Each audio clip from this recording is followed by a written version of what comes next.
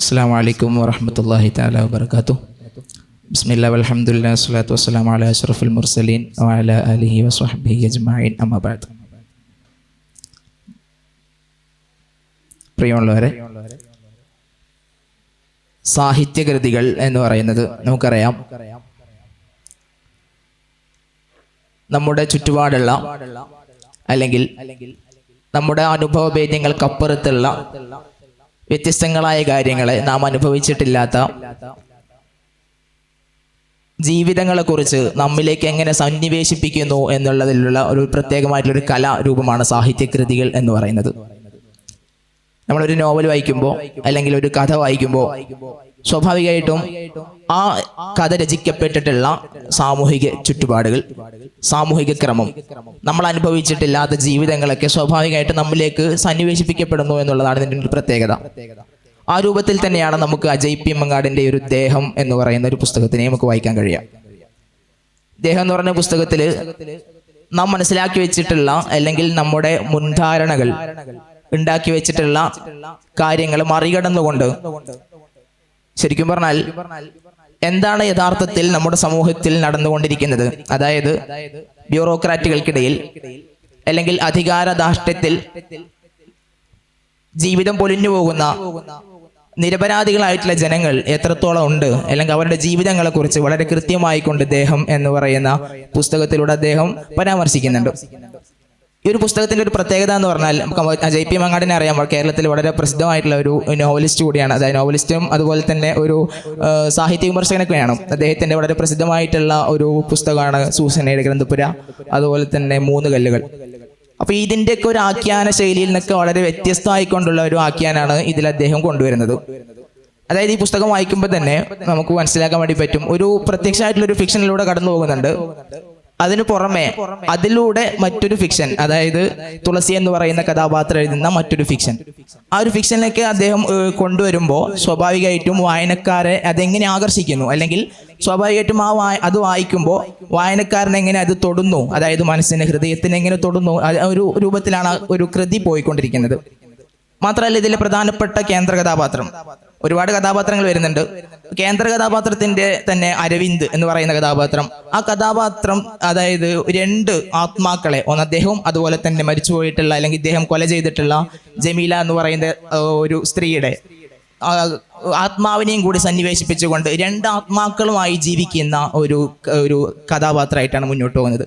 ഇങ്ങനെ വ്യത്യസ്തമായിട്ടുള്ള ഒരു ആഖ്യാന ശൈലി സ്വീകരിച്ചുകൊണ്ടാണ് ശരിക്കും പറഞ്ഞാൽ ഈ ഒരു ദേഹം എന്ന് പറയുന്ന നോവൽ മുന്നോട്ട് പോയിക്കൊണ്ടിരിക്കുന്നത്. ശരിയാണ്. അജയ് പി മങ്ങാട്ടിൻ്റെ ഒരു രചന രീതി നമുക്കറിയാം. അതായത് അദ്ദേഹം ഒരു നോവൽ എഴുതുന്ന സമയത്ത് സൂസന്നയുടെ ഗ്രന്ഥപുരയിൽ വളരെ വ്യക്തമായി നമുക്ക് കാണാൻ സാധിക്കും. അതായത് ഒരു കഥ തുടങ്ങി വെച്ച് പിന്നീട് അതിനുള്ളിലൂടെ മറ്റൊരു കഥയിലൂടെ അങ്ങനെ ഒരു തുടർച്ചയായിട്ട് കഥകളിലൂടെ ഇങ്ങനെ പോകുന്ന ഒരു രീതിയാണ് അജയ് പി മങ്ങാട്ടിൻ്റെ രചന എന്ന് പറയുന്നത്. ദേഹവും അതേപോലെ തന്നെയാണ്. ഇതിൽ വളരെ പ്രധാനപ്പെട്ട കഥാപാത്രമാണ് അരവി എന്ന് പറയുന്നത്. അദ്ദേഹം ഒരു എൻകൗണ്ടർ സ്പെഷ്യലിസ്റ്റ് കൂടിയാണ്. അദ്ദേഹത്തിൻ്റെ ജീവിതത്തിൽ നടക്കുന്ന കഥകൾ, അതല്ലെങ്കിൽ അദ്ദേഹത്തിൻ്റെ ഓർമ്മകളിലൂടെയുള്ള ഒരു സഞ്ചാരമാണ് യഥാർത്ഥത്തിൽ ഈ പുസ്തകം പറഞ്ഞു വെക്കുന്നത്. അതിൻ്റെ ഭാഗമായിട്ട് അരവി നേരിടുന്നതാണ് തുളസി എന്നുള്ളൊരു കഥാപാത്രം. തൻ്റെ പഴയ കാമുകിയാണ് തുളസി എന്ന് പറയുന്നത്. അതേപോലെ തന്നെ അദ്ദേഹത്തിൻ്റെ എൻകൗണ്ടറിൻ്റെ ഭാഗമായിട്ട് അദ്ദേഹം വിവിധ നാടുകളിലേക്ക് പോകുന്നുണ്ട്. അങ്ങനെ പരിചയപ്പെട്ട ഒരു ദേശവിരുദ്ധ പ്രവർത്തകൻ ചാലി എന്ന് പറയുന്ന ഒരു വ്യക്തി മറ്റൊരു കഥാപാത്രമാണ്. അതേപോലെ അദ്ദേഹത്തിൻ്റെ ഭാര്യ ജമീല എന്ന് പറയുന്നത് ഏറ്റവും നമ്മൾ അടിവരയിട്ട് നോക്കേണ്ട ഒരു കഥാപാത്രമാണ് ജമീല എന്ന് പറയുന്നത്. നേരത്തെ പറഞ്ഞതുപോലെ ഈ അരവിയും ജമീലയും ഒരു കണക്ഷൻ രൂപപ്പെടുന്നുണ്ട്. ചാലിയെ എൻകൗണ്ടറിൻ്റെ ഭാഗമായി കൊലപ്പെടുത്തി പിന്നീട് ജമീല ഈ ഒരു രഹസ്യം മനസ്സിലാക്കി എന്നറിഞ്ഞുകൊണ്ട് ആ ഒരു സ്പെഷ്യലിസ്റ്റ് ടീം, എൻകൗണ്ടർ ടീം ജമീലയെയും വധിക്കാനുള്ള ശ്രമങ്ങളാണ് നടത്തുന്നത്. അതിൻ്റെ ഭാഗമായിട്ട് തൻ്റെ സീനിയർ ഓഫീസറായ സത്യവേലും അരവിയും കൂടി മറ്റൊരു പ്രദേശത്തേക്ക് പോകുന്നു. അങ്ങനെ ജമീലയെ എന്താക്കുന്നു, ഒരു ദിവസം അവിടെ താമസിപ്പിച്ചുകൊണ്ട് കൊല്ലാൻ ശ്രമിക്കുകയാണ്. അവിടെ നിന്നാണ് പുസ്തകം സ്റ്റാർട്ട് ചെയ്യുന്നത്. അഥവാ ജമീലയെ കൊല ചെയ്യുന്ന സാഹചര്യത്തിൽ, മറമാടുന്ന സാഹചര്യത്തിൽ അവിടുന്ന് ഒരു ദുർഗന്ധം വമിക്കുന്നതായിട്ടാണ് അരവിക്ക് തോന്നുന്നത്. അങ്ങനെ അരവി അത് പ്രകടിപ്പിക്കുക കൂടി ചെയ്യുന്നുണ്ട്. അങ്ങനെയാണ് പുസ്തകം തുടങ്ങുന്നത്. മറ്റൊരു കഥാപാത്രമാണ് തുളസി എന്ന് പറയുന്നത്. തൻ്റെ പഴയ കാമുകിയാണ്. 28-ാം വയസ്സിൽ പ്രണയിച്ച് പിന്നീട് തൻ്റെ പ്രണയം പുതുക്കാൻ വേണ്ടിയിട്ട് തൻ്റെ സർവീസ് വിരമിച്ചതിന് ശേഷം 48-ാം വയസ്സിൽ വീണ്ടും തുളസിയെ തേടിപ്പോകുന്ന ഒരു ചിത്രവും നമുക്കിതിൽ കാണാൻ കഴിയും. നിങ്ങൾ പറഞ്ഞതുപോലെ ഈ അരവിന്ദനെ കഥാപാത്രത്തെ പറ്റി പറഞ്ഞല്ലോ. അതിൽ ഈ പുസ്തകത്തിലെ ഒരു പ്രധാനപ്പെട്ട വരുന്നൊരു വസ്തുതയാണ് ഓർമ്മകൾ എന്ന ഒരു പ്രധാന കേന്ദ്ര ആഖ്യാനായിട്ട് കൊണ്ടുവരുന്നുണ്ട്. അതിൽ ഈ അരവിന്ദ് പറഞ്ഞ പോലെ ഒരു എൻകൗണ്ടറിന് വേണ്ടി ജമീലയെ കൊല്ലാൻ വേണ്ടി കുഴിക്കുമ്പോൾ ആ ചേറിൻ്റെ മണം അദ്ദേഹത്തിന് മൂക്ക് അടിക്കുമ്പോൾ ഉണ്ടാകുന്ന ഓർമ്മ വരുന്നു. ആ ഓർമ്മ എന്ന് പറഞ്ഞാൽ അതിങ്ങനെ പണ്ട് എന്നോ എവിടെയോ കേട്ട് മറന്ന ഒരു ഓർമ്മ, ഒരു ചിത്രം അദ്ദേഹത്തിന് മനസ്സിലേക്ക് വരികയാണ്. ഈ ഒരു ഓർമ്മ പലപ്പോഴും സ്വപ്നങ്ങൾക്കിടയിലോ അല്ലെങ്കിൽ ഞെട്ടി കൊണ്ടുവന്ന് കിടക്കുമ്പോഴോ ഒക്കെ ഇങ്ങനെ മനസ്സിലേക്ക് വന്നുകൊണ്ടിരിക്കുന്നു. അത് അയാളിങ്ങനെ അസ്വസ്ഥപ്പെടുത്തുന്നുണ്ട്. ഈ ഒരു ഓർമ്മകളെ പറ്റിയുള്ള ഇത് അദ്ദേഹം കഥാകൃത്ത് പറയുന്നുണ്ട്. ഈ ഒരു പുസ്തകം രചിക്കാൻ തന്നെ കാരണമായത് ഒരു ഓർമ്മയുടെ ഭാഗമായിട്ടാണ്. അത് പറയുന്നുണ്ട്, ഈ സാഹിത്യങ്ങളൊന്നും ഒരിക്കലും എന്തല്ല ജൈവികമായിട്ട് കിട്ടുന്നതോ അല്ലെങ്കിൽ മറ്റെന്തോ സിദ്ധികളോ ലഭിക്കുന്നതല്ല. മറിച്ച് ഓരോരുത്തരും ജീവിക്കുന്ന ചുറ്റുപാടുകളിൽ നിന്ന് അവരുള്ളിൽ കയറിക്കൂടിയ അവരോട് പറ്റിച്ചേർന്ന ചില ചിത്രങ്ങൾ ഉണ്ടാകും, ചില ഗന്ധങ്ങൾ ഉണ്ടാകും, ചില ഓർമ്മകൾ ഉണ്ടാകും. ഈ ഓർമ്മകളിൽ നിന്നുള്ള ഉരുത്തിരിഞ്ഞ് ആ ഓർമ്മകൾക്ക് പ്രത്യേക സവിശേഷതയോ പ്രത്യേകമായിട്ട് എന്തോ ഉണ്ടാവില്ല. പക്ഷെ അതിലൂടെ അവർക്ക് ഉണ്ടാകുന്ന ചെറിയ കാര്യങ്ങളായിരിക്കും സാഹിത്യങ്ങളായിട്ട് രൂപപ്പെടുക. ജീവിതങ്ങളാണല്ലോ ഇവിടെ പകർത്തി വെക്കുന്നത്. ഇതില് ജീവിതങ്ങൾ എന്ന് പറയുമ്പോൾ ഈ ജീവിത ചുറ്റുപാടിൽ നിന്ന് വരുന്ന ഓർമ്മകളിലൂടെ പല ജീവിതങ്ങളും രൂപപ്പെടുകയാണ്. ഇതില് ഓർമ്മകളിലൂടെ രൂപപ്പെടുന്നതുണ്ട്. അതുപോലെ വായനകളിലൂടെ ഈ അരവിന്ദ് ധാരാളം സഞ്ചരിക്കുന്നുണ്ട്. ഈ ഗന്ധത്തിന്റെ ഓർമ്മ വന്നിട്ടാണ് അദ്ദേഹം പണ്ടുള്ള ഓർമ്മകളിലേക്ക് തിരിച്ചു പോകും. കാരണം നഷ്ടപ്പെട്ട കുറെ സൗഹൃദങ്ങളുണ്ട് അദ്ദേഹത്തിന്, നഷ്ടപ്പെട്ട പ്രണയങ്ങളുണ്ട്. അദ്ദേഹത്തിന്റെ ഒരു ജീവിതം എന്ന് പറഞ്ഞാൽ ഈ എൻകൗണ്ടർ ചെയ്യുമ്പോൾ ഓരോ ദിവസവും പുതിയ ജീവിതമാണ്. മുമ്പ് നടന്ന കാര്യങ്ങൾ ഓർക്കാനോ ഒരു ഇമോഷണൽ കമ്മിറ്റ്മെന്റ് ഇല്ലാത്ത രീതിയിൽ ആരോടും അത്തരത്തിലൊരു പ്രതികരണം ഇല്ലാതെ ഒരു ജീവനില്ലാത്ത ആത്മാവില്ലാത്ത ഒരു മനുഷ്യനായിട്ട് ജീവിക്കുന്ന രീതിയിലാണ് അദ്ദേഹത്തിന്റെ ഒരു ഭൂരിഭാഗം ജീവിതം ജീവിക്കുന്നത്. അങ്ങനെ പിന്നെ ഈ ഓർമ്മയുടെ ഭാഗമായിട്ടാണ് അദ്ദേഹം തിരിച്ചൊരു സഞ്ചാരം തൻ്റെ ഓർമ്മകളിലേക്ക്, സൗഹൃദങ്ങളിലേക്ക് പോകുന്നത്. അതുപോലെ തന്നെ ഈ പോകുമ്പോഴാണ് തുളസിയുടെ പുസ്തകം വായിക്കുന്നു. പുസ്തകത്തിൽ വായിക്കുന്ന വരികളിൽ ആ ജീവിതത്തിൽ ആദ്യമായിട്ട് ഒരു പുസ്തകം വായിക്കണത് അദ്ദേഹം. ആ ഒരു പുസ്തകം അദ്ദേഹത്തെ വീണ്ടും മനുഷ്യനാക്കി രൂപപ്പെടുത്താണ്. ഇതിൽ പറയുന്ന ഒരു കഥാപാത്രമാണ് ഇവരുടെ ഒരു സ്ക്വാഡുണ്ട്. ആ സ്ക്വാഡില് മോഹൻദാസ് എന്ന അദ്ദേഹത്തിന്റെ ബോസിന്റെ അവിടെ തൂക്കിയിട്ടിരിക്കുന്ന ചിത്രമുണ്ട്. ചേറ് നിറഞ്ഞ ആന ഒരു പുഴയിൽ നിന്ന് ചേറ് കഴുകി എഴുന്നേറ്റ് വരുന്നൊരു ചിത്രം. അതായത് അതിലൂടെ ഒരു കോട്ട് എഴുതിയിട്ടുണ്ട്, ചേറിൽ നിന്ന് ഇറങ്ങി വരുന്ന ആനയെ പോലെ തെറ്റിൽ നിന്ന് മുക്തനായിട്ടെന്നുള്ളത് പറഞ്ഞുകൊണ്ട്. ഈ രീതിയിലാണ് അദ്ദേഹം എന്ത് ചെയ്യാണ്, കുറേ ചേറ് മേത്ത് പറ്റിയിട്ടുണ്ട്, അത് കഴുകി തുടയ്ക്കാൻ വേണ്ടിയുള്ള ശ്രമമാണ് തിരിച്ച് ഓർമ്മകൾ നടത്തിക്കൊണ്ടിരിക്കുന്നത്. അങ്ങനെ ഓർമ്മകളും വായനകളിലൂടെ നമ്മൾ കയറി പറ്റുന്ന ധാരാളം ഓർമ്മകളിലൂടെയും അല്ലെങ്കിൽ അത് ഉണ്ടാക്കുന്ന അനുഭവങ്ങളിലൂടെയും സഞ്ചരിക്കുകയാണ് യഥാർത്ഥത്തിൽ ഈ നോവലിലെ ഒരു മുഖ്യമായ ഒരു കാമ്പെന്നത്. അരവി യഥാർത്ഥത്തിൽ ഇതിൽ ഒരു പാവയായി മാറുകയാണ്. അധികാരത്തിൻ്റെ ഭാഗമായിട്ട് തൻ്റെ മേധാവികൾ എന്തൊക്കെയാണോ കൽപ്പിക്കുന്നത് അത് അതേപോലെ ചെയ്യുക. അദ്ദേഹം ആദ്യം വർക്ക് ചെയ്യുന്നത് സംസ്ഥാന സ്പെഷ്യലിസ്റ്റ് എൻകൗണ്ടർ വിഭാഗത്തിലാണ്. പിന്നീട് പോലീസിലാണ് ആദ്യം. അതെ. പിന്നീട് കേന്ദ്ര സർവീസിലേക്ക് അദ്ദേഹം മാറുകയാണ് യഥാർത്ഥ ചെയ്യുന്നത്. അതിൻ്റെ ഭാഗമായിട്ട് അദ്ദേഹം എന്താകുന്നു, ഒരുപാട് പേരെ കൊല ചെയ്യപ്പെടേണ്ട അല്ലെങ്കിൽ വധിക്കേണ്ട രീതിയിലേക്ക് അദ്ദേഹം മാറുന്നുണ്ട്. അതിൽ ഒരുപാട് നിരപരാധികൾ ഉണ്ടാകുന്നുണ്ട്. പക്ഷേ അദ്ദേഹത്തെ സംബന്ധിച്ചിടത്തോളം അദ്ദേഹം ഈ ഒരു നോവലിൽ ഒരു നന്മയുടെ പ്രതീകമായിട്ട് സ്വയം ചിത്രീകരിക്കുകയാണ്. ആ പുസ്തകം തുടക്കം മുതൽ അവസാനം വരെ വായിക്കുന്ന ഒരാൾക്ക് ഒരിക്കലും അരവി എന്നുള്ളൊരു കഥാപാത്രം നന്മയുടെ പ്രതീകമായിട്ട് നമുക്ക് കാണാൻ കഴിയില്ല.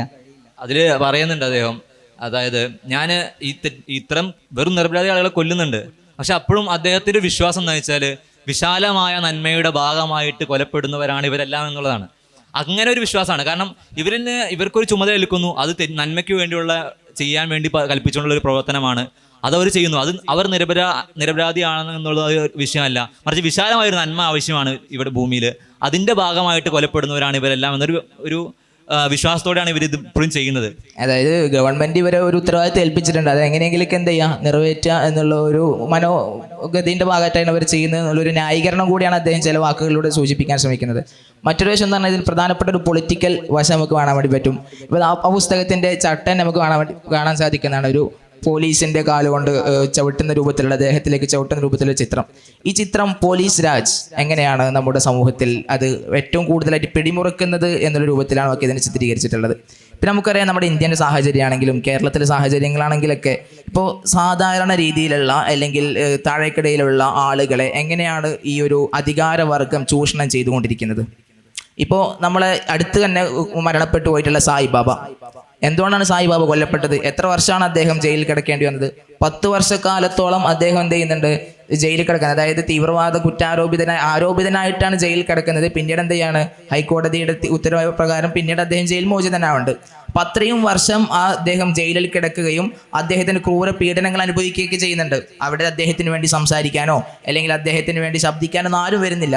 ഇതുപോലെ ഒരുപാട് പേര് നിരപരാധികളായ തിരോധാനങ്ങളുടെ പിറകിലുള്ള, അതെ ഒരുപാട്. ഇപ്പൊ നമ്മൾ നോക്കൂ, ഇപ്പൊ ഇന്ത്യയുടെ ചരിത്രത്തിൽ തന്നെ എത്രനാനും തിരോധാനം, ഇപ്പൊ നജീബ് തിരോധാനങ്ങൾ, വ്യത്യസ്തങ്ങളായ തിരോധാനങ്ങളൊക്കെ നടക്കുന്നുണ്ട്. അപ്പം ഇതിന്റെ ഒരു തുമ്പ് എന്തുകൊണ്ട്, അതായത് യഥാർത്ഥ റിസൾട്ട് നമുക്ക് എന്തുകൊണ്ട് കാണാൻ പറ്റുന്നില്ല? ഇപ്പം നമ്മൾ ഇന്ത്യയുടെ ഒരു ഫോഴ്സ് അല്ലെങ്കിൽ ഇന്ത്യയുടെ സൈനിക ശക്തി അല്ലെങ്കിലും ഒരു നമുക്ക് കണ്ടെത്താനുള്ള ശേഷിയുണ്ട്. പോലീസ് സിസ്റ്റങ്ങളൊക്കെ വെച്ച് നോക്കുകയാണെന്നുണ്ടെങ്കിൽ ഒരു കണ്ടെത്താനുള്ള അല്ലെങ്കിൽ ആ ക്രൈം എന്തുകൊണ്ട് നടന്നു, ആ ക്രൈം എന്തുകൊണ്ട് തെളിയിക്കപ്പെടുന്നില്ല എന്നൊരു പ്രധാനപ്പെട്ട ചോദ്യമാണ്. പലപ്പോഴും ഉണ്ടല്ലോ ഇത്തരം തിരോധാനങ്ങൾ നടക്കുമ്പോൾ ജനങ്ങൾ അറിയുന്നുണ്ട്, പ്രതിഷേധങ്ങൾ ഉണ്ടാകുന്നുണ്ട്. ഈ ഒരു സംഭവം കൃത്യമായിട്ട് ആക്കിയാണ് ഇവിടെ ഈ കഥയിൽ കൊണ്ടുവരുന്നുണ്ട്. ഈ ജമീലയെ കൊല്ലുമ്പോൾ അത് വിവാദമാകുന്നുണ്ട്. ശരിക്കും പറഞ്ഞാൽ ജമീല എവിടെ പോയി, അവനെ കൊന്നു കളഞ്ഞ എന്തിനാണെന്നുള്ള വലിയ വിവാദം ഉണ്ടാകുന്നു. പക്ഷേ അതിനെ കെട്ടടക്കാൻ ശ്രമിക്കുകയാണ് ഈ അധികാരം ചെയ്യുന്നത്. കെട്ടടക്കുന്നത് എങ്ങനെയാണെന്ന് വെച്ചാൽ അത് വളരെ രസകരമാണ്. ഇത്ര നാളും ഇവർക്ക് വേണ്ടി ഇതിനു വേണ്ടി ഈ സ്ക്വാഡിനെ ഓരോരുത്തരായിട്ട് കൊന്നുകളയാണ്. അവസാനം അരവിയും മരിക്കും. ആ അരവി മരിക്കുന്ന രംഗമാണ് അതിൽ നോവൽ തുടങ്ങുന്നത്. അപ്പോൾ നമുക്ക് ഈ ചാലിയെ പിടിക്കുന്ന, അതായത് ചാലിയാണല്ലോ ഇതിൽ പ്രധാനപ്പെട്ട, അതായത് ദേശവിരുദ്ധൻ എന്ന് പറയുന്ന മുദ്ര കുത്തപ്പെടുന്ന ആള്. അപ്പം അദ്ദേഹത്തിനെ പിടിക്കാൻ ശ്രമിക്കുന്നതിൻ്റെ ഇടയിലാണ് അദ്ദേഹത്തിൻ്റെ ഭാര്യയാവാനിരിക്കുന്ന ജമീലയെ എന്ത് ചെയ്യുന്നത്, ഞാനും കൂടെ വരുന്നതിനുള്ള നിർബന്ധത്തിന് വഴങ്ങിക്കൊണ്ട് അദ്ദേഹത്തിന് പോലീസ് കസ്റ്റഡിയിൽ എടുക്കുന്നത്. പക്ഷേ ഈ തെളിവുകൾ നശിപ്പിക്കുക എന്നതിന് വേണ്ടി, അതായത് ചാലി എന്ത് ചെയ്തു അല്ലെങ്കിൽ പിന്നീട് പുറം ലോകമൊന്നും അറിയാൻ പാടില്ല എന്നൊരു മനോഗതിയുടെ അടിസ്ഥാനത്തിലാണ് പോലീസ് ഉദ്യോഗസ്ഥർ മേലകടത്തിന് എന്ത് ചെയ്യുന്നത്, ജമീലയെ മനം മാറ്റാൻ പലതും ശ്രമിക്കുന്നുണ്ട്. ഇതൊക്കെ ശരിക്കും നമ്മുടെ സമൂഹത്തിൽ നടക്കുന്ന ഒരു കാര്യമാണ്. ഈ ഇത്തരത്തിൽ പിടിക്കപ്പെടുകയും അവരുടെ കൂടെ ഇപ്പോൾ എന്തെങ്കിലും പാളിച്ചകൾ വന്നു കഴിയുമ്പോൾ അല്ലെങ്കിൽ അതിനറിയാവുന്ന ആളുകളായിട്ട് എന്ത് ചെയ്യും, ധാരാളം മനമാറ്റാൻ, ഇത് പറയരുത് അല്ലെങ്കിൽ അതിനെ മറച്ചു വെക്കണം എന്നുള്ളത് അത് സ്വാധീനപ്പെടുത്താൻ ശ്രമിക്കും. ഇവിടെ സംഭവം എന്താണെന്ന് വെച്ചാൽ അങ്ങനെ സ്വാധീനപ്പെടുകയാണ് മിക്കവാറും സമൂഹങ്ങളിൽ ഇവിടെ ഉണ്ടാകുക. പക്ഷെ ജമീൽ എന്ത് ചെയ്യുന്നില്ല, ഇത്തരം ഒരു സ്വാധീനങ്ങൾക്ക് വഴങ്ങുന്നില്ല. മറിച്ച് അവൾ എത്ര നിർബന്ധിച്ചിട്ടും ചാലി വിട്ടുപോകാതെ കൂടെ ഉണ്ടാവുമെന്ന് പറഞ്ഞ് നിൽക്കുമ്പോഴാണ് അവസാനം ഒരു നിവൃത്തിയില്ലാതെ അല്ലെങ്കിൽ അവരുടെ ഭാഷയിൽ ഒരു നിവൃത്തിയില്ലാതെ ജമീലയെ നിഷ്പ്രയാസം കൊന്നു കളയുന്നത്. അതായത് ജമീല എന്ന് പറഞ്ഞാൽ ഈ ഒരു നോവലില് ഒരു പ്രതീകമാണ്, നിരപരാധിത്വത്തിന്റെ ഒരു പ്രതീകം. ഇപ്പൊ നമ്മൾ നോക്ക്, ഇപ്പം ഉമർ ഖാലിദ് ഇപ്പോൾ അദ്ദേഹം ജയിലിലാണ്. CAA പേരിൽ അദ്ദേഹം ദേശവിരുദ്ധ പ്രഭാഷണം നടത്തി എന്ന് പറഞ്ഞതിന്റെ പേരിൽ അദ്ദേഹം ജയിലിലാണ്.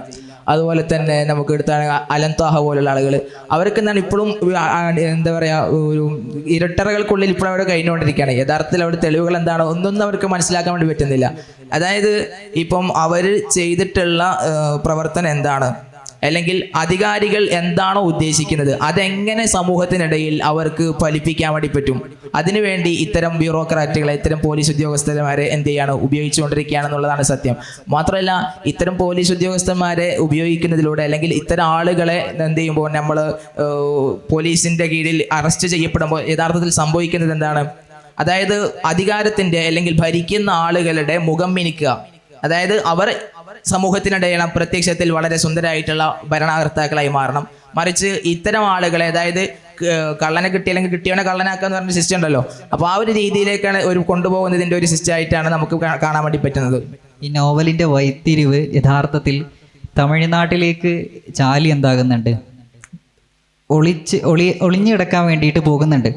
അങ്ങനെ അവിടെ നിന്ന് തിരിച്ചു വരുന്ന സമയത്താണ് ഈ ഒരു എൻകൗണ്ടർ വിഭാഗം ഇവരെ പിടിക്കുന്നത്.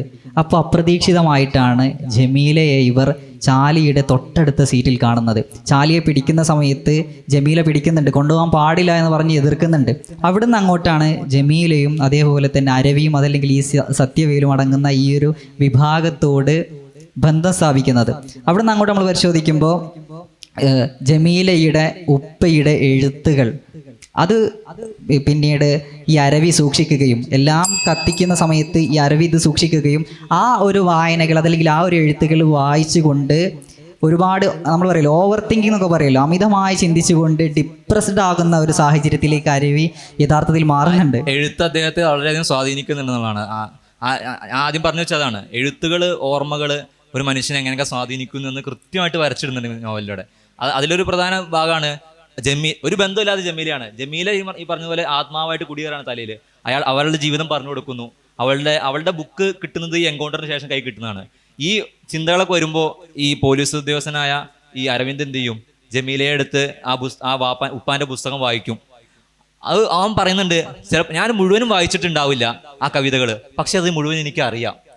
അത് അത്തരത്തിൽ ഒരു പ്രത്യേക ആത്മബന്ധം ജമീലയും ഇവനായിട്ട് ഉണ്ടാകും. രണ്ടും ഒരാളായി മാറുന്നു. ആ ഒരു പ്രത്യേക ഒരു ആഖ്യാന രീതി പുസ്തകത്തിൽ നമുക്ക് കാണാൻ കഴിയും. അതുപോലെ തന്നെ മറ്റൊന്നാണ് ആനന്ദം. ഇതിൽ ആനന്ദത്തെ തേടിയുള്ള ഒരു യാത്രയും കൂടി നമുക്ക് കാണാൻ വേണ്ടി പറ്റും.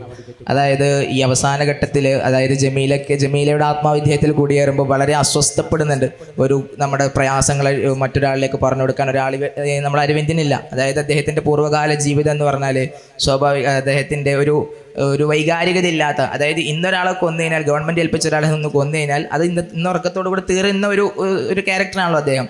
അതുകൊണ്ട് തന്നെ ഈ ജമീല എന്നുള്ള ആത്മാവ് ഇദ്ദേഹത്തിൽ കൂടിയേറിയത് കൊണ്ട് തന്നെ വ്യത്യസ്തങ്ങളായിട്ടുള്ള വൈകാരിക നിമിഷങ്ങളോട് കടന്നു പോകുന്നു. ഒരു അന്വേഷണ ത്വര അരവിൽ രൂപപ്പെടുന്നു. അതെ അതെ, എനിക്ക് തോന്നണേ അവിടെ യഥാർത്ഥത്തിൽ ആനന്ദം ഉണ്ട്. പക്ഷെ ഈ അരവിന്ദന്റെ ആനന്ദം നമ്മൾ പറയാലോ, മനുഷ്യന്മാർക്ക് പല രീതിയിൽ ആനന്ദം ഉണ്ടാവുക. തെറ്റ് ചെയ്യുന്നവർക്കും തെറ്റിൽ ആനന്ദം ഉണ്ട്. പക്ഷെ അത് യഥാർത്ഥ ആനന്ദമല്ല, അവർ അതിന് മറ്റു രീതിയിൽ ആനന്ദമായി കണക്കാക്കുന്നതാണ്. ഈ അരവിന്ദന്റെ ആനന്ദം ഈ ജമീലയുടെ കൊല നടക്കുന്നത് വരെ എൻകൗണ്ടർ ചെയ്യുന്നതിലായിരുന്നു. അതുകൊണ്ടാണ് ജീവിതത്തിൽ ചുറ്റും നടക്കുന്ന മറ്റ് സുന്ദരമായ നിമിഷങ്ങളോ ആനന്ദങ്ങളൊന്നും അവൻ പരിഗണിക്കാതെ പോകുന്നത്. പക്ഷേ അങ്ങനെ ഒരു ആനന്ദം എൻകൗണ്ടറിൽ കണ്ടിരുന്ന അദ്ദേഹം പിന്നെ ഈ ഒരു പ്രത്യേക ഒരു അനുഭവത്തിൽ നിന്ന് മനസ്സിലാക്കുകയാണ്, ഇതല്ല ആനന്ദം, ഇതല്ല സന്തോഷം. ജീവിതത്തിന് നമ്മൾ സന്തോഷം തേടി അങ്ങോട്ട് പോകേണ്ടതില്ല. ഇന്നത്തെ തലമുറയുടെ പ്രശ്നമാണിത്. ആനന്ദം തേടി പലതും ഇതായി പോകുന്നു എന്നുള്ളത്. അതിൻ്റെ ആവശ്യമില്ല. നമ്മുടെ ചുറ്റുപാട് തന്നെ സന്തോഷങ്ങളുണ്ട് എന്നൊരു ബോധ്യം ഉള്ളിലുണ്ടായിട്ട് കഴിഞ്ഞു പോയതിലേക്ക് തിരിച്ചു മടങ്ങിക്കൊണ്ട് ആനന്ദം കണ്ടെത്താൻ ശ്രമിക്കുന്ന ഒരു രീതിയാണ് നമുക്ക് ഈ അരവിന്ദന്റെ കഥാപാത്രത്തിലൂടെ കാണാൻ കഴിയുന്നത്. അപ്പോൾ എല്ലാ മനുഷ്യന്മാരുടെയും ഒരു കാര്യമാണ് ആനന്ദം ഏവർക്കും ആവശ്യമാണ്. പക്ഷെ അത് പല രീതിയിൽ അവർ കണ്ടെത്തുന്നുള്ളതാണ്. ഇവിടെ അരവിന്ദനും വിചാരിച്ചിരുന്നത് ഈ കൊലകളിലായിരുന്നു അദ്ദേഹം ആനന്ദം കണ്ടിരുന്നത്. അവസാനം മനസ്സിലാകുന്നുണ്ട് ഇതല്ല ആനന്ദം എന്ന് പറഞ്ഞു എന്ന ഒരു ബോധ്യത്തിനാണ് അദ്ദേഹം എന്ത് ചെയ്യുന്നത്, അതായത് ഈ ഒരു പുസ്തകത്തിലൂടെ അദ്ദേഹം പറഞ്ഞു വെക്കാൻ ശ്രമിക്കുന്നത് വെച്ചാൽ നിലവിലെ സാമൂഹിക രാഷ്ട്രീയമായിട്ടുള്ള അവസ്ഥകളെ അദ്ദേഹം കൃത്യമായിട്ട് എന്ത് ചെയ്യുന്നുണ്ട്, സൂചിപ്പിക്കുന്നുണ്ട്. നിരപരാധികൾ എങ്ങനെ രൂപപ്പെടുന്നു, അവരുടെ ജീവിത സാഹചര്യങ്ങൾ എങ്ങനെയാണ്, ബ്യൂറോക്രാറ്റുകൾ എത്രത്തോളമാണ് ഗവൺമെൻറ് ദുരുപയോഗം ചെയ്യുന്നത്, അവരുടെ ജീവിതങ്ങൾ എങ്ങനെയാണ്, അവരനുഭവിക്കുന്ന പ്രശ്നങ്ങൾ എങ്ങനെയാണെന്നുള്ള രീതിയിലൊക്കെയുള്ള ഒരു ആഖ്യാന ശൈലിയിലൂടെയാണ് എന്ത് ചെയ്യുന്നത് ഈ ഒരു പുസ്തകം അവസാനിക്കുന്നത്.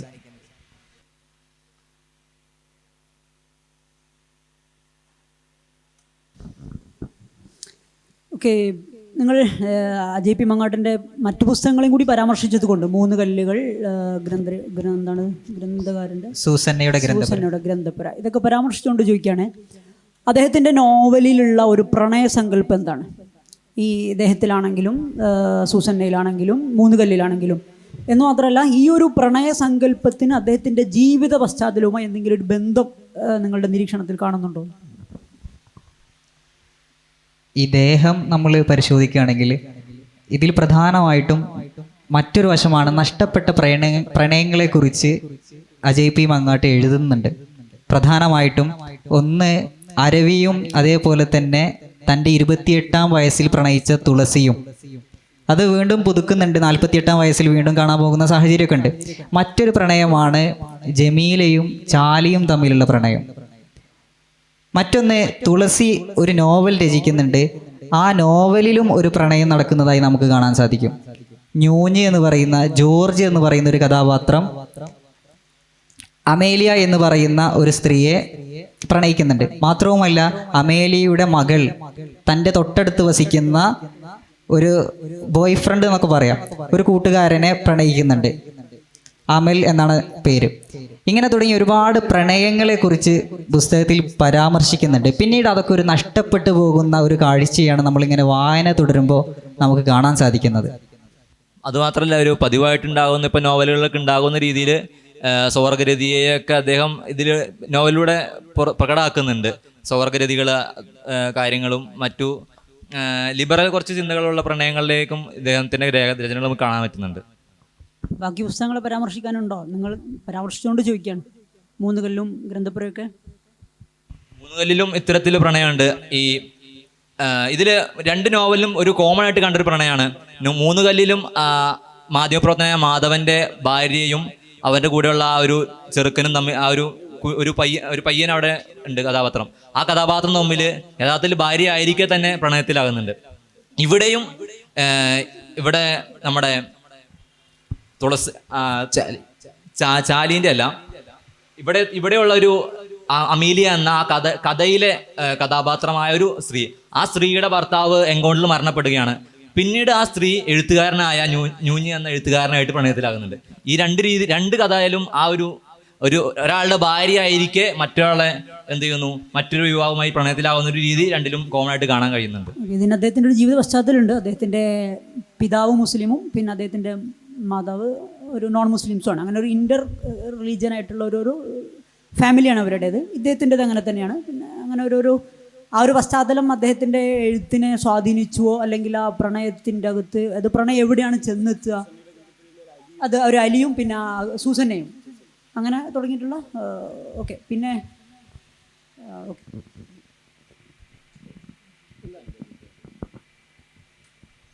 ഇവിടെ വിശാലമായ നന്മയാണ് ഭൂമിയിൽ വേണ്ടത്, അത് നിറവേറ്റുകയാണ് എന്ന് പറഞ്ഞാണ് ഈ കൊലപാതകങ്ങളൊക്കെ നടന്നത് എന്ന് ഒരു പരാമർശം ഉണ്ടായിരുന്നു. ഇവിടെ സമകാലിക കേരള ഇന്ത്യൻ സാഹചര്യത്തിൽ എങ്ങനെയാണ് ഇതിനെ വിലയിരുത്തുന്നത്, ഇപ്പോൾ നടന്നുകൊണ്ടിരിക്കുന്ന ഈ സംഭവ വികാസങ്ങളൊക്കെ വെച്ചുകൊണ്ട്? അതായത് നമ്മളിപ്പോൾ നിലവിലെ പൊളിറ്റിക്സ് നമ്മൾ പരിശോധിച്ച് നമ്മൾക്ക് കാണാൻ വേണ്ടി പറ്റും. ഇപ്പോൾ സായിബാബയെ നമ്മളെടുത്തുള്ള ഒരു ഉദാഹരണമായിട്ട് എടുക്കാം.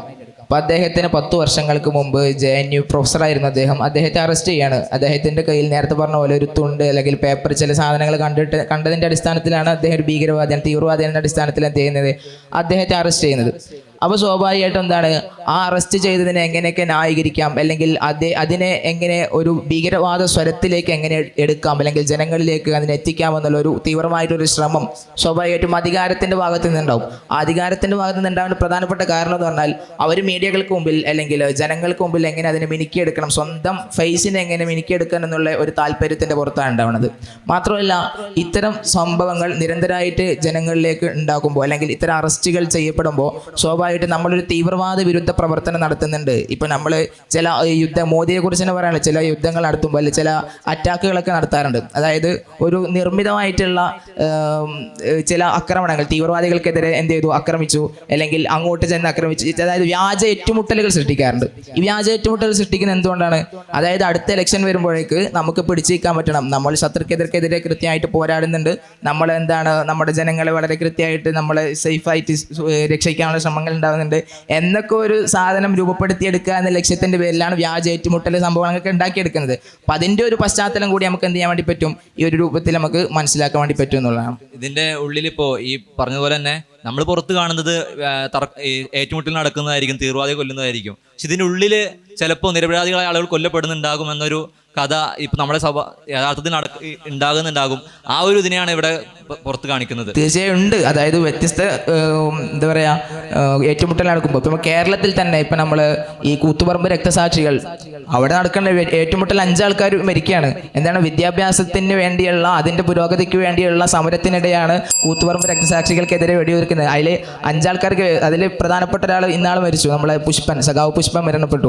അപ്പോൾ ഇത്തരം ഏറ്റുമുട്ടൽ നടക്കുന്നതിലൂടെ എന്താണ്, ഒരു സമൂഹത്തിൽ വലിയൊരു സംഭവം ഉണ്ടാക്കിയെടുക്കുക എന്നുള്ളൊരു രീതിയുടെ ഒരു രീതിക്ക് വേണ്ടി അല്ലെങ്കിൽ അതിനു വേണ്ടിയുള്ള ഒരു ശ്രമത്തിനൊടുവിലാണ് എന്ത് ചെയ്യുന്നത്, ഇത്തരം സംഭവങ്ങളും കാര്യങ്ങളൊക്കെ എന്ത് ചെയ്യുന്നത്, നടക്കുന്നത്. ഈ അത് ചോദിച്ചതിൻ്റെ ഒരു പശ്ചാത്തലത്തെ നിങ്ങൾ തൊട്ടോന്ന് എനിക്ക് തോന്നുന്നില്ല. നിങ്ങളെ ആലോചന മറ്റൊരു ലൈനിലൊന്നും തെറ്റല്ല, എങ്കിലും അതും കൂടി ഇതിനകത്ത് ഉണ്ടെന്ന് തോന്നി. ഈ വിശാലമായ നന്മ, ആൻസറെല്ലാം പറഞ്ഞോളൊന്നുമില്ല, വിശാലമായ നന്മ എന്ന് പറഞ്ഞല്ലോ, വിശാലമായ നന്മ. അതൊരു വലിയ രാഷ്ട്രീയ പ്രയോഗമാണല്ലോ. ഈ വിശാല ഹിന്ദുത്വം എന്നൊരു സാധനമുണ്ട്. വിശാല ഹിന്ദുത്വം, വിശാലമായ രാജ്യസ്നേഹം, വിശാലമായ കാഴ്ചപ്പാടുകൾ. ഈ വിശാലമായ കാഴ്ചപ്പാടുകൾ എന്ന് പറയുന്നിടത്തൊക്കെ ഈ നേരത്തെ പറഞ്ഞ രാജ്യമാണോ വലുത്, മനുഷ്യനാണോ വലുത് എന്ന ചോദ്യം ഞാൻ പറഞ്ഞത് ഇങ്ങനെയാണ്. ഈ പോലീസ് ഉദ്യോഗസ്ഥരുടെ മനോഭാവം അങ്ങനെയാണെന്നുള്ളതാണ്. നമ്മൾ പറഞ്ഞ ഇത് പറഞ്ഞല്ല, ഈ നോവലിൽ പ്രതിപാദിക്കുന്നുണ്ട് ഇങ്ങനെ തന്നെ. ഈ കൊലകളൊക്കെ ചെയ്യുമ്പോഴും അരവിന്ദന്റെ മനോഭാവം, അരവിന്ദന്റെ നിലപാട്, വിശ്വാസം, ഞാൻ ചെയ്യുന്നത് ഒക്കെ എന്താണ് വിശാലമായ നന്മയ്ക്ക് വേണ്ടി ചെയ്യുന്നതാണ് എന്നുള്ളതാണ്. യഥാർത്ഥത്തിൽ നമുക്ക് അതിനുള്ളിൽ ഇത്തരത്തിലുള്ള നിരപരാധികൾ കൊല്ലപ്പെടുന്ന അവസ്ഥ കാണാൻ കഴിയും. ഇത് യാഥാർത്ഥ്യത്തിലേക്ക് കടക്കുമ്പോൾ സത്യാവസ്ഥ എന്താണെന്ന് വെച്ചാൽ നിരപരാധികൾ മരിക്കും. പക്ഷെ അവർ കണക്കാക്കുന്ന ഗവൺമെന്റ് ഏൽപ്പിച്ച ജോലിയാണല്ലോ, അത് നിറവേറ്റണമല്ലോ എന്നുള്ളൊരു മനോഗതിയിൽ അവരെടുക്കുന്നു. പക്ഷെ യഥാർത്ഥത്തിൽ സംഭവിക്കുന്നത് നേരെ മറിച്ചാണെന്ന് മാത്രം. അസ്സലാമു അലൈക്കും വറഹ്മത്തുള്ളാഹി.